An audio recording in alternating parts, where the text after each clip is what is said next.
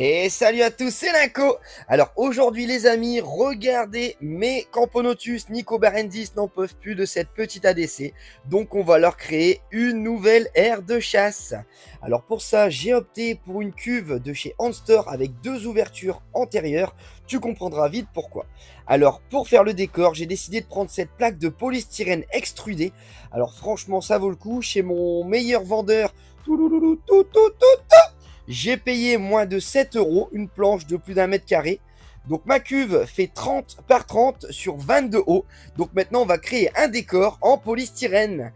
Alors ce qui est bien avec ce style de polystyrène extrudé, c'est qu'il ne fera pas de petites boulettes partout électrostatiques qui vont te coller partout. Ça c'est vraiment génial au niveau propreté. Donc on y va, je coupe des planches de la longueur de mon terrarium, soit environ 29,5.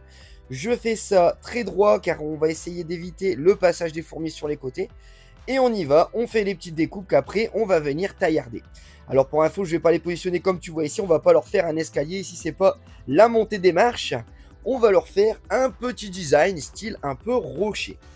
Donc ce que je vais faire, c'est que je vais faire des décors un petit peu aléatoires. On va commencer par la base.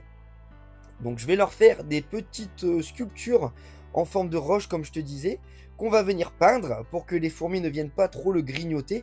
Et ensuite on verra ce que ça donne.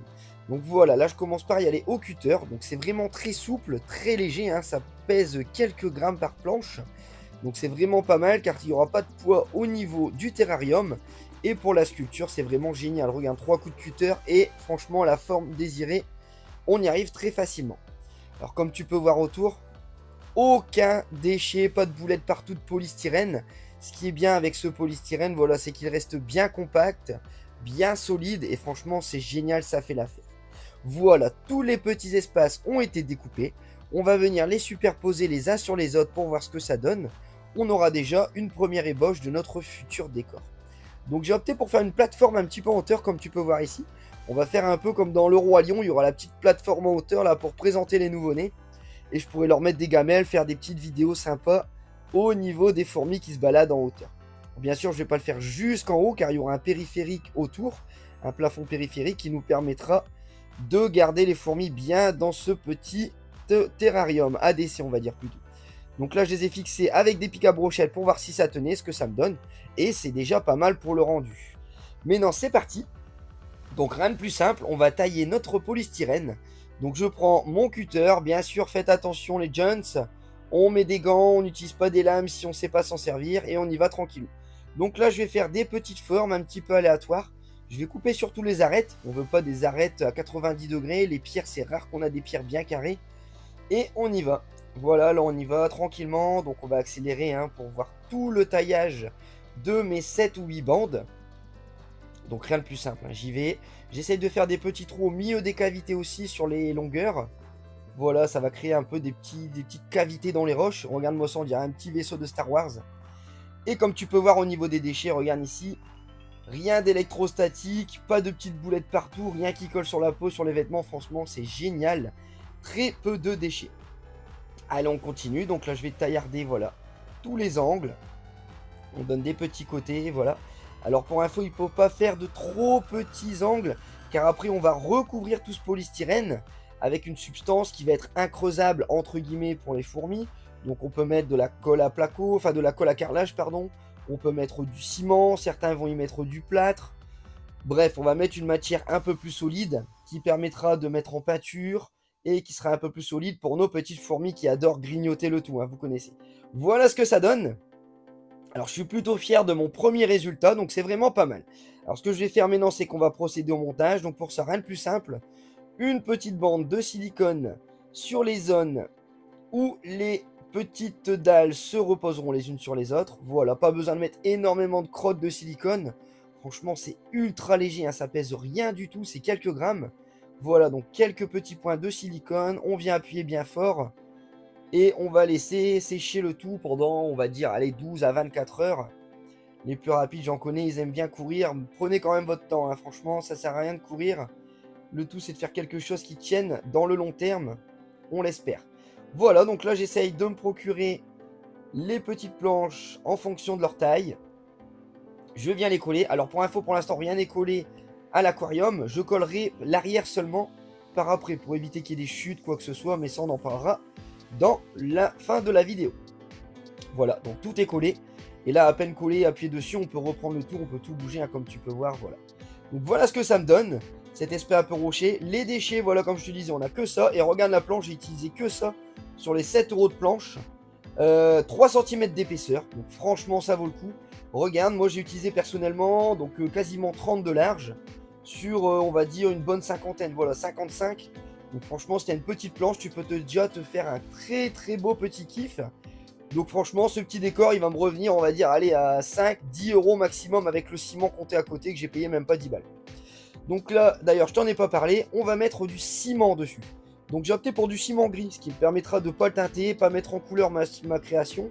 Je vais la laisser juste en ciment pur. J'ai pas envie de mettre d'acrylique, de peinture, j'ai pas envie de m'embêter pour ce premier test, on va dire, entre guillemets. Dans l'avenir, on essaiera d'augmenter un petit peu les décos.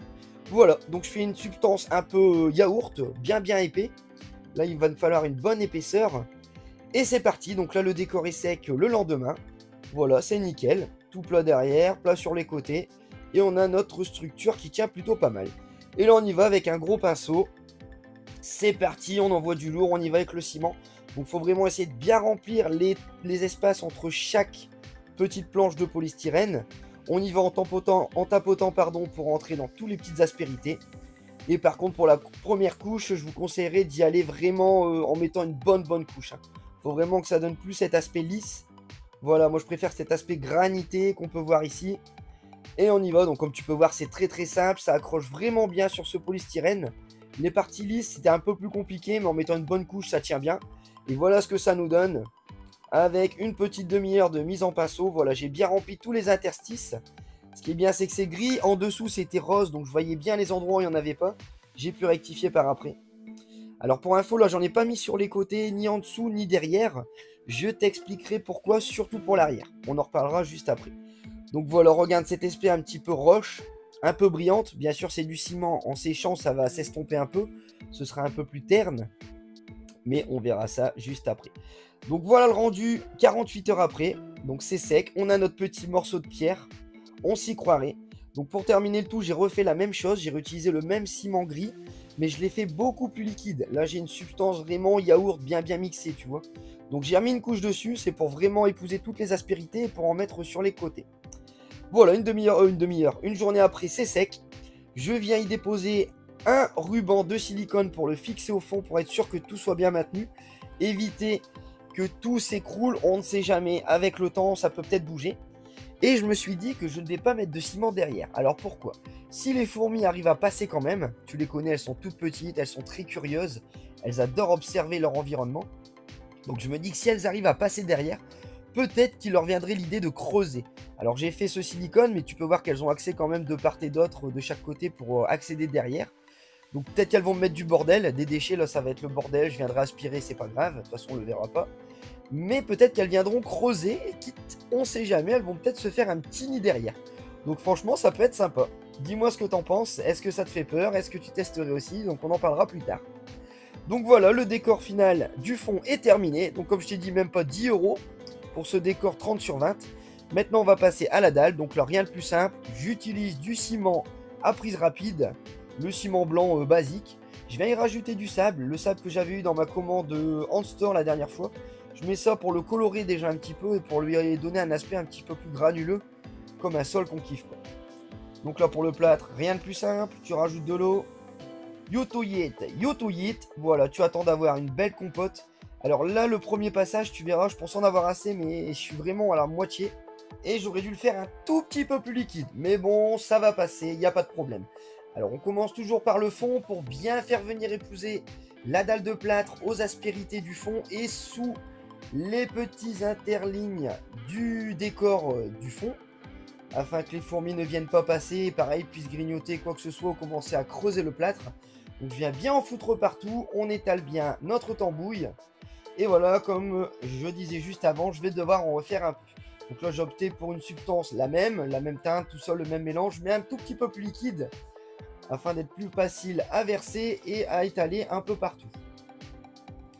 Alors là, ça y est, c'est reparti. Donc on vient adhérer bien les bords. N'oubliez pas les coins, souvent on fait pas assez les coins, ils sont un petit peu plus enfoncés.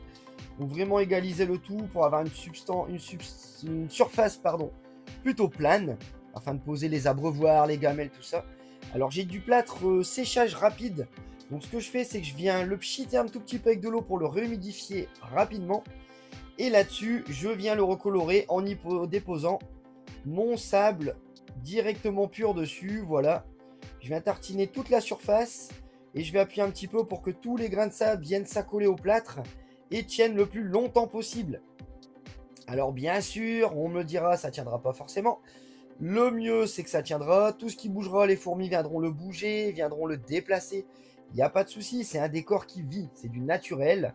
Naturel entre guillemets, mais c'est ce qu'on aime bien. Donc il faut que ça vive. Donc ils vont venir gratouiller, bouger un peu le tout. Il n'y a pas de souci pour ça, je m'en fais pas. Même si le décor vient être complètement bousillé, et ben c'est ça qui est cool chez nos fourmis, c'est qu'elles évoluent constamment. Donc les décors vont évoluer, elles évoluent en nombre, en quantité, en qualité. Donc franchement, il faut que ça évolue tout le temps chez nous. Alors les deux ouvertures, je vais en fermer une avec une petite grille, voilà, sur le côté, ce qui permettra d'aérer vers le bas. C'est ce qu'on fait très peu aussi dans nos ADC, ce qui peut être pas mal. Et de l'autre côté, je mets l'ouverture pour un gros tuyau de 30 comme les coupeuses de feuilles. Là, on est vraiment, ça sera de l'autoroute à Nico Barenzi, ça va être pas mal. Alors ce qui est bien, c'est que ça va me permettre de faire le lien avec le nid sur le côté de mon meuble Kallax Ikea, voilà, juste ici. Nous revoilà 24 heures plus tard, tout a séché, le sable tient bien en grande partie, le décor ça kiffe. J'ai mis en place le périphérique, mais pas encore l'anti-évasion, là on est juste en méthode de montage. Donc franchement c'est le kiff. Dites-moi ce que vous en pensez en commentaire, n'hésitez pas à commenter, à liker, à partager, franchement parler, si vous avez des questions, des envies pour les vidéos futures, des collaborations, je suis ouvert à tout le monde, n'hésitez pas. Et là on va passer au montage du petit tuyau.